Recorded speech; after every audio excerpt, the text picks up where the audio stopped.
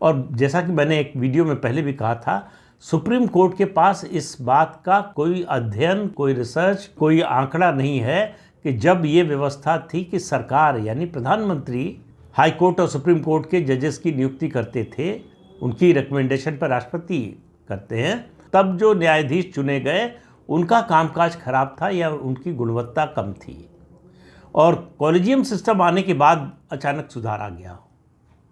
बल्कि स्थिति इसके ठीक उल्टी है। कॉलेजियम सिस्टम आने के बाद तमाम नियुक्तियों पर सवाल उठे। किस तरह से अंकल जजेस का वर्चस्व बढ़ने लगा, किस तरह से भाई भतीजावाद पनपने लगा, किस तरह से पारदर्शिता को विदाई दे दी गई। लेकिन सुप्रीम कोर्ट कुछ सुनने को तैयार नहीं, कॉलेजियम कुछ सुनने को तैयार नहीं, और उन्होंने कहा कि जजों की नियुक्ति तो हम ही करेंगे, सरकार का इसमें कोई दखल नहीं होगा। अब ज़रा बहुत संक्षेप में बता दें कि एनजेएसी में क्या था। एनजेएसी में कहा गया कि हाई कोर्ट और सुप्रीम कोर्ट के न्यायाधीशों के चयन के लिए एक कमेटी बनेगी, और उस कमेटी की अध्यक्षता सुप्रीम कोर्ट के चीफ जस्टिस करेंगे, यानी चीफ जस्टिस की सबसे अहम भूमिका होगी। उसमें प्रधानमंत्री केवल सदस्य के रूप में होंगे। तो उसमें सीजेआई के अलावा सुप्रीम कोर्ट के 2 सीनियर जजेस होंगे, और प्रधानमंत्री होंगे उस कमेटी में, लोकसभा में नेता प्रतिपक्ष वो रहेंगे इस कमेटी में।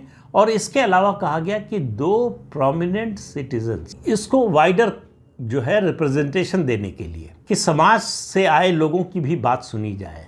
तो सवाल था कि इन 2 का चयन कैसे होगा। तो उसमें व्यवस्था ये थी एनजेएसी में कि इनमें से एक सदस्य का चयन chief justice of India, prime minister और लीडर अपोजिशन, इन 3 लोगों की कमेटी इस चयन करेगी एक सदस्य का।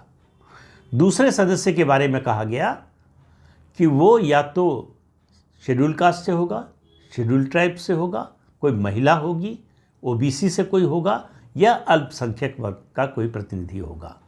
तो समाज के बड़े वर्ग का प्रतिनिधित्व होगा उस कमेटी में, और उस कमेटी में उसके अलावा कानून मंत्री होंगे। सुप्रीम कोर्ट को ये मंजूर नहीं था। सुप्रीम कोर्ट ने कहा कि जजेस के अपॉइंटमेंट में हम सरकार का किसी तरह का कोई दखल नहीं चाहते।